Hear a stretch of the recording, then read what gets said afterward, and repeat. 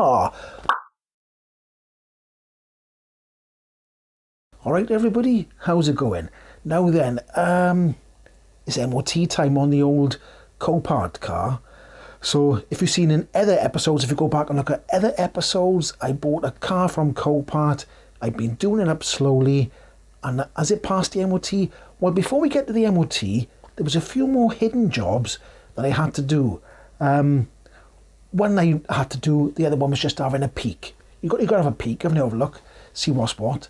So I'll put them bits of footage in first of me just messing about. Actually, there was a couple of things I had to do.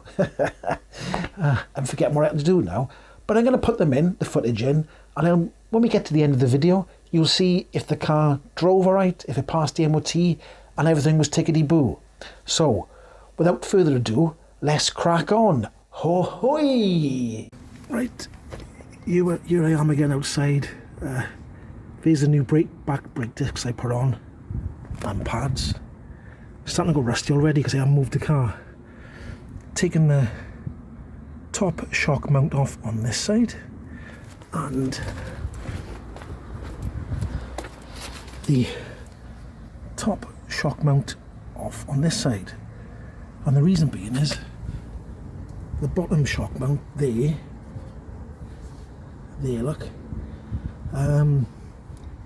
you can't get a bar past this disc cover here because it's in the way, and you can't get a socket and a bar under there because there's not enough room. So you have to use a spanner, I suppose, but you won't get much leverage. Anyway, this is the one spring which is rusty but not broken. You can see I've jacked up both sides. And then if I show you here, there's the spring that snapped, look.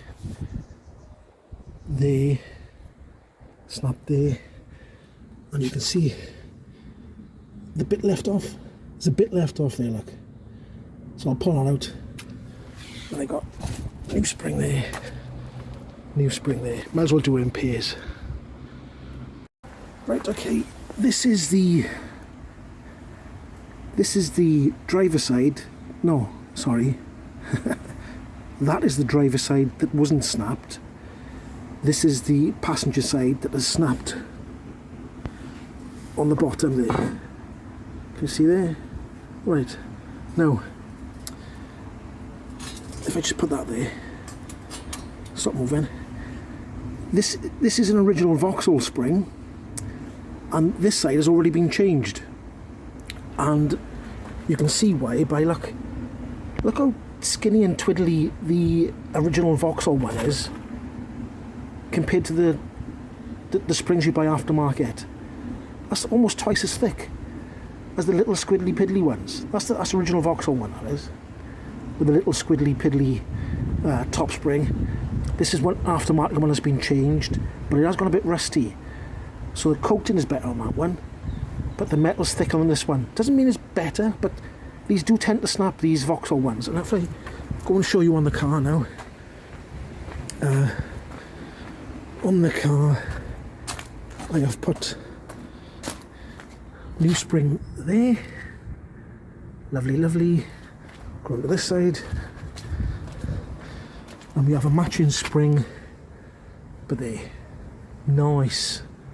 So anyway, I'm going to button this back up, put the wheels back on, and all that sort of stuff. So there's been a little bit of speculation of what has happened to this car. So I'll show you the boot floor first of all, and you can see in the boot floor, look, the boot floor is fine, no dents, nothing, straight, lovely. Okay, in the boot. So that's the boot. And then if I go in here, let me open the bonnet. Hang about, let me get down over there. The bonnet's down over there. Oh, right. Sorry about that. And if I go onto the front end, and I've looked at all the panel gaps, and all the panel gaps seem fine. We open this bonnet up here. If I can find the doodah, like that. pop my head under there a minute so I can hold it up. Just a second, let me get this up in here.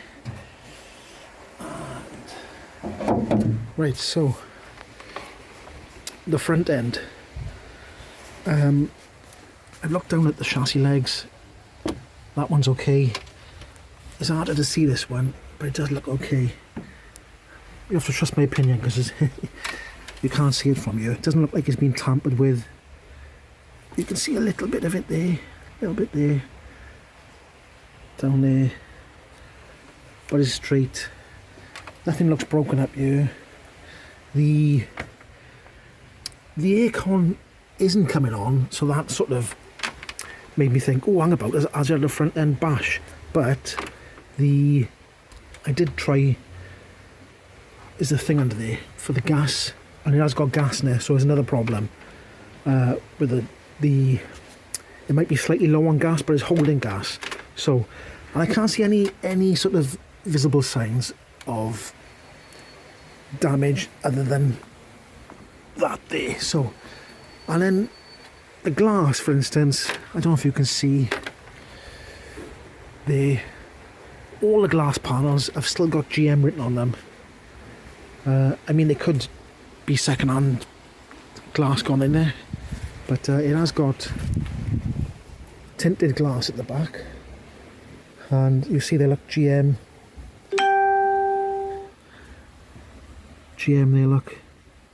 It's on all the windows, so it hasn't had any sort of aftermarket GM things in. But like I said, it could be, they could have just used GM with glass, I don't know. So anyway, I've looked underneath as well, I can't see any damage there. So, I don't know. So, I was just about to change the air filter, and take this plug out first so you can see under here, see this yellow thing here? Let's try and focus on that yellow thing there. There, okay? You pull that out. See how then? Pull it, it won't focus on that. Let me try and get, right, there we go. Pull that out, pull it up, and then that should pop out, okay? So then, this spike here was upside down. It's not, look, it's not even done up. It's not done up at all, this. So, who's been in here before? Some dodgy mechanic. Look at that, loosey-goosey. Anyway, I'll finish undoing these 1, 2, 3, whatever they're called, can't remember what they're called now, whatever they're called, I can't remember what they're called, three of them, it's already undone, and we'll have a look what the filter's like now.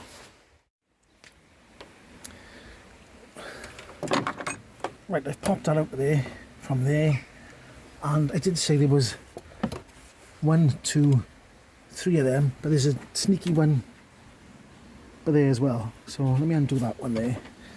Let me undo the sneaky one. I've had to go and get some extra extensions. So we'll undo the sneaky one, and then we'll have a look. And have a look what's cooking. We'll see if the filter's been changed, or is there a filter in there? We shall see. I don't know if I can do this one-handed. I'll give it a bash though. Oh, doesn't look too bad on the top. Let me get this up the way like that. And there's hooks on this side, so you can just pop it out like that.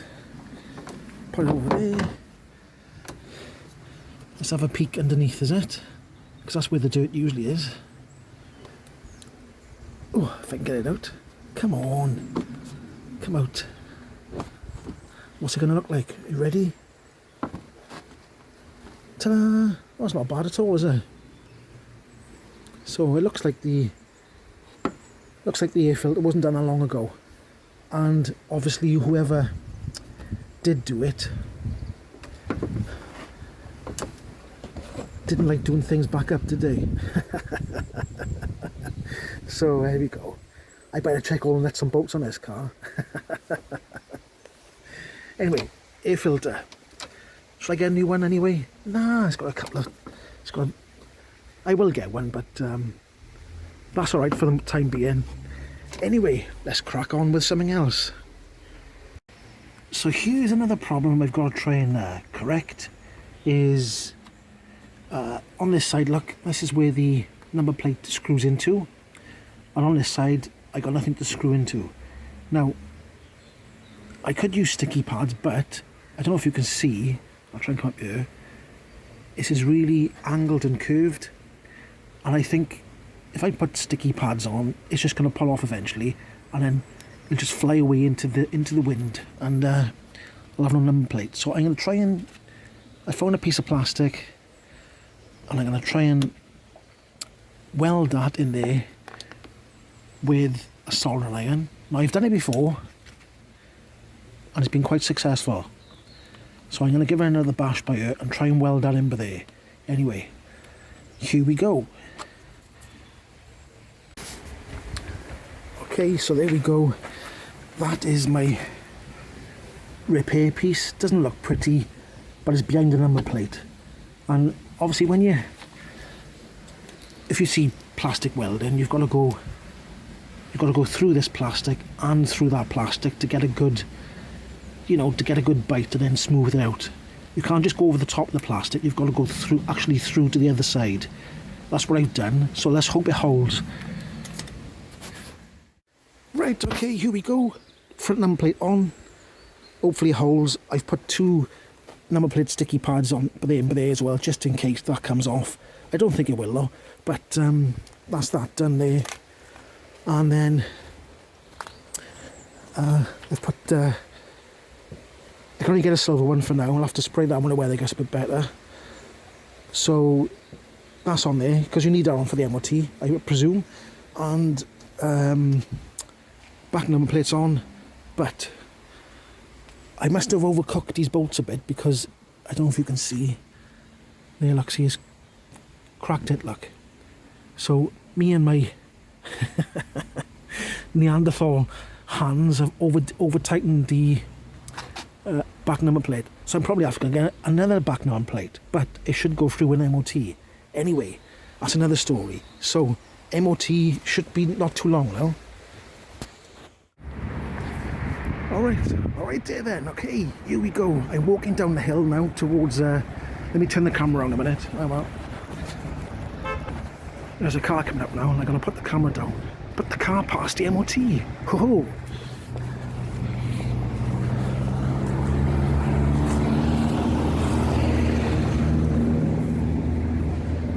Yeah, so like I said, the car has passed the MOT at Caerphilly Tyres. So I'm walking back now to pick the car up, and it's good news, isn't it?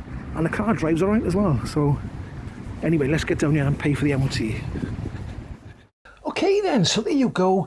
The car passed the MOT. So I didn't do too bad today from Copart.